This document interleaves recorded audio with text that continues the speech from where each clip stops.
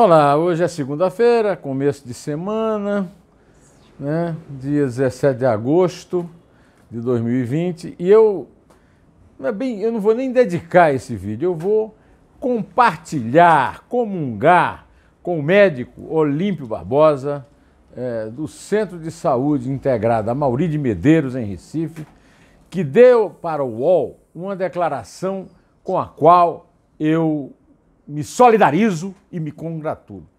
Ele disse que ficou muito triste.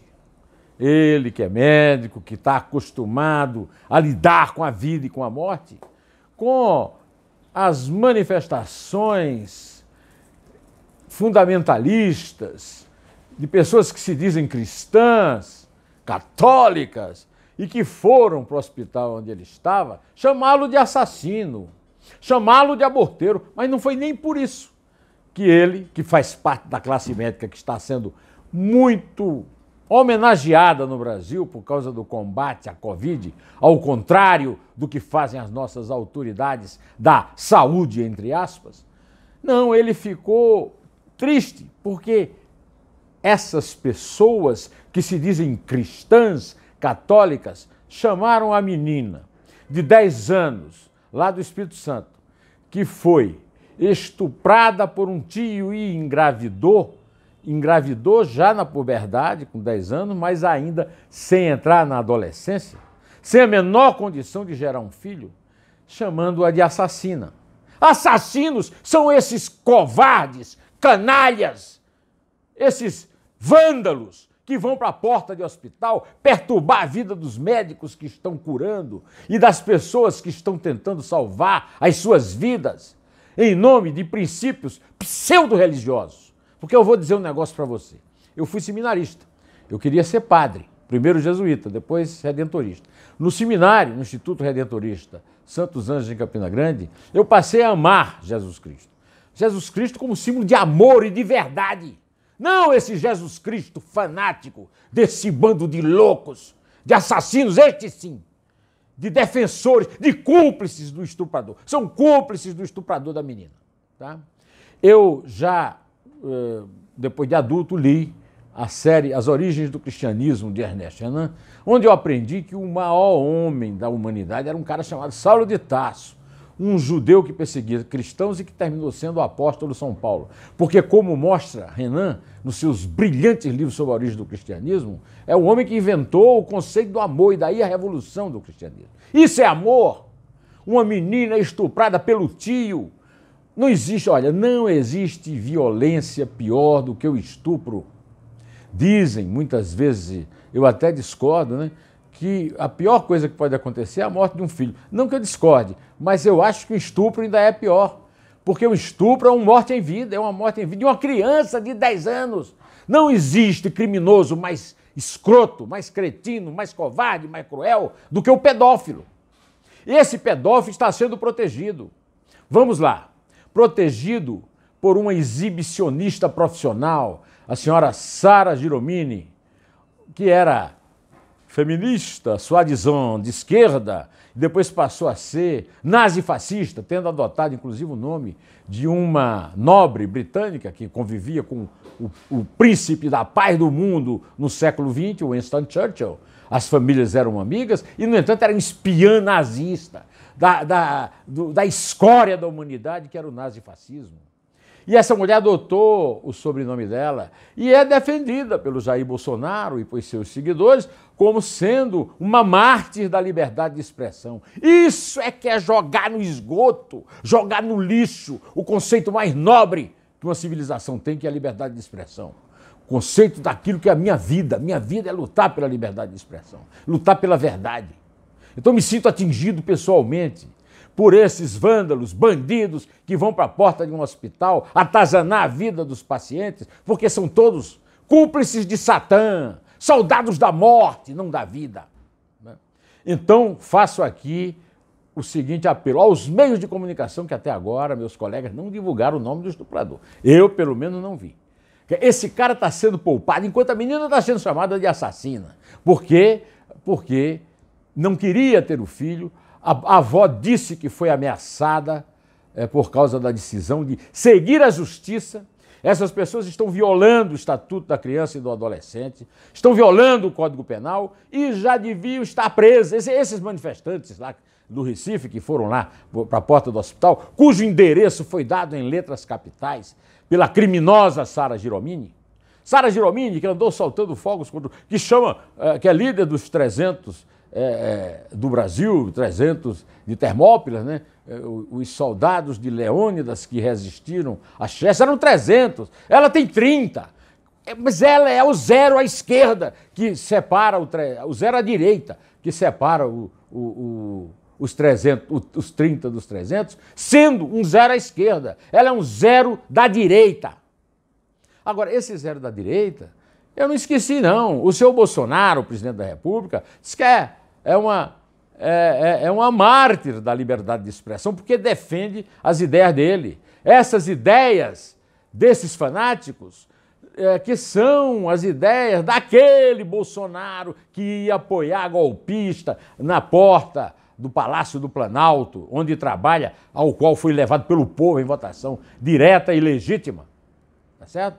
Então eu quero dizer o seguinte: todos os colegas que ocultaram o nome do estuprador, todos os veículos de comunicação que ocultaram o nome do estuprador, todos os fanáticos, tanto que foram defender como que foram atacar o aborto na porta do hospital, Dona Sara Giromini e o seu mito, o mito de Sara Giromini, que não disse uma palavra sobre esse caso. E eu sei que é um caso terrível. Quando eu vi, a ideia era nem ficar sabendo. Mas não pode. O pedófilo é uma realidade da crueldade humana e precisa ser levado em conta, porque esse tipo de coisa está no discurso que conduziu o Bolsonaro à vitória e depois o conduziu naquelas conversas com o Chiqueirinho, lá na porta do Alvorada, que agora ele está interpretando Jairzinho Paz e Amor com muita falta de talento e de empenho, porque falta convicção. O verdadeiro Bolsonaro é cúmplice desse estuprador, porque até agora não disse uma palavra para desautorar, ao contrário, empenhou o seu ministro da Justiça, o seu advogado-geral da União, que é de todos, da União inteira, para defender essa cretina e mais todos os outros que a seguem. Aliás, eu quero também aqui chamar a atenção dos ministros do Supremo que soltaram essa senhora. Ela devia estar presa. Se ela não tivesse presa, ela não tinha dado o nome da menina, violando o Estatuto da Criança e do Adolescente. A criança tem direito ao anonimato. Não ela. Ela tem que estar de volta presa pelos crimes que cometeu contra o Estatuto da Criança e do Adolescente e contra o Código Penal. Todos os crimes. Os fogos no Supremo, o tal do acampamento armado, as ameaças de pugilato tremendo ao Alexandre de Moraes, que a condenou à prisão e depois arreglou. Tirou da prisão com medo da pressão que viria. Mas olha aí, olha o que é que deu soltar essa mulher. Deu nisso. Né? Uma criança de 10 anos é estuprada e elas querem obrigar a criança a ter outra criança. Eu sei que é uma tragédia terrível, a perda de uma vida, qualquer vida, mesmo a vida desse embrião que estava no ventre da menina.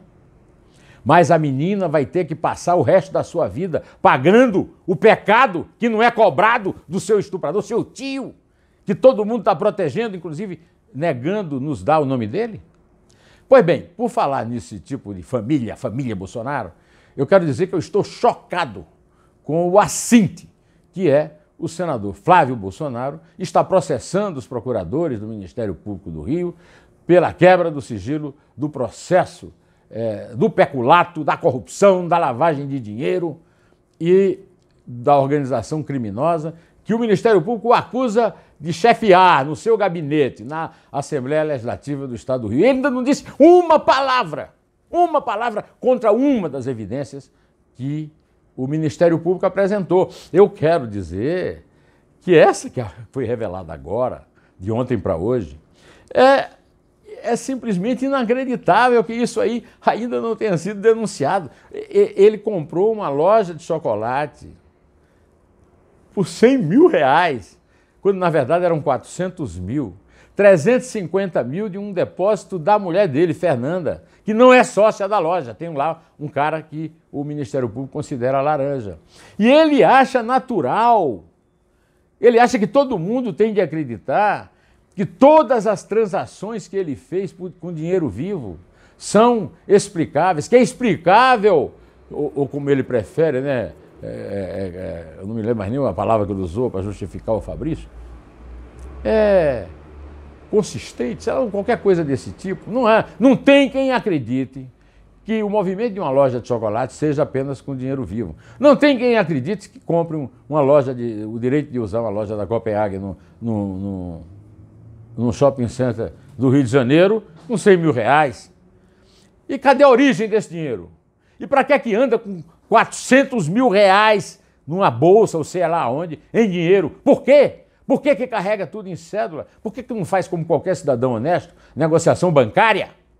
Por que não declara o imposto de renda? Um homem público, um defensor da moralidade. Ele que boicotou a lava-toga para não entregar os juízes corruptos e, como prêmio, foi suspensa toda a investigação de crime financeiro pelo Dias Toffoli para ele não ter de responder mais ao Ministério Público do Rio, como a senhora Guiomar Mendes, mulher de Guiomar Mendes, como a mulher do próprio Dias Toffoli e todos os outros delinquentes que cometeram crimes financeiros no Brasil e que foram beneficiados pela decisão de Toffoli durante 6 meses a pedido de Frederico Assef, aquela figura que se chama advogado da família Bolsonaro e que todo mundo olha e vê ali um tremendo de um pilantra, né? Aliás, pilantra comprovado porque o Fabrício Queiroz foi encontrado num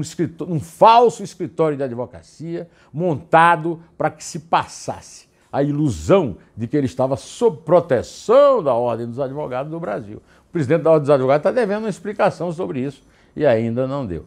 Aliás, eu quero chamar a sua atenção, eu vou estar distribuindo daqui a pouco uma entrevista que eu gravei com Paulo Marinho, aquele que em cuja casa foram gravadas foi gravada a programação da campanha do Bolsonaro e que agora contou em 2 depoimentos da Polícia Federal e que um agente federal bolsonarista avisou que o COAF tinha pilhado transações atípicas de Fabrício Queiroz.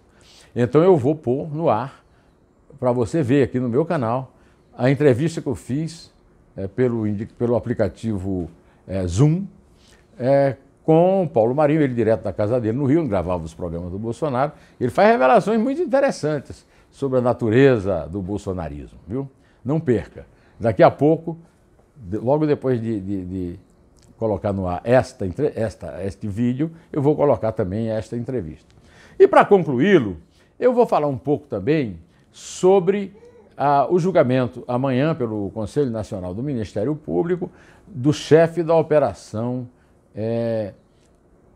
Lava Jato, uma das talvez a mais bem-sucedida da história do combate à corrupção no Brasil, que está sendo esmagada por uma grande conspiração dos 3 poderes. Jair Bolsonaro na presidência da República, agora com um líder no Congresso, na Câmara, o deputado Ricardo Barros, que é inimigo declarado da Lava Jato e que assume a mesma postura dos outros líderes, o líder do governo, o Fernando Bezerra Coelho, o líder do governo no Senado, no Congresso, né? No Congresso, o Eduardo Gomes, e que também se juntam aos juízes do Supremo, Gilmar Mendes, Dias Toffoli, Lewandowski, a omissa Carmen Lúcia, ao eterno doente decano Celso de Mello, para evitar que o Bolsonaro evite o segundo turno favorito do presidente atual, que agora surfando na popularidade da Datafolha, sonha chegar ao segundo turno contra ninguém mais, ninguém menos do que o Lula. E nós estamos a ponto de ver o Lula liberado para disputar a eleição. Não perca essa. Porque vai ser julgado no Supremo um processo aberto a respeito da eventual parcialidade de Sérgio Moro, que é para tirar o Sérgio Moro do segundo turno e colocar o Lula, que o Bolsonaro considera com muita razão o adversário mais fácil que ele teria nesse segundo turno. E começa esse processo amanhã com o processo contra o Deltan Dallagnol, que terá como grande elemento para a sua condenação, Renan Calheiros.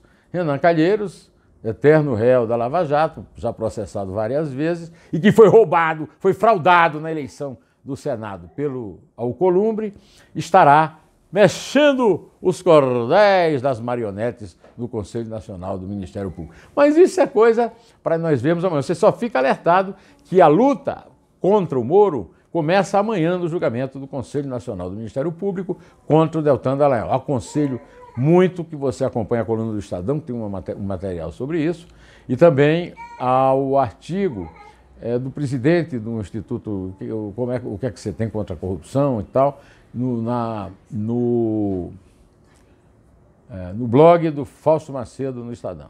Eu vou ficando por aqui, de volta, né, do meu domingo de folga, e direto ao assunto. Em té, só a verdade nos salvará. Já disse o Jesus Cristo que está sendo ofendido, que está sendo distorcido por esses maus cristãos que servem ao demônio e não ao amor cristão.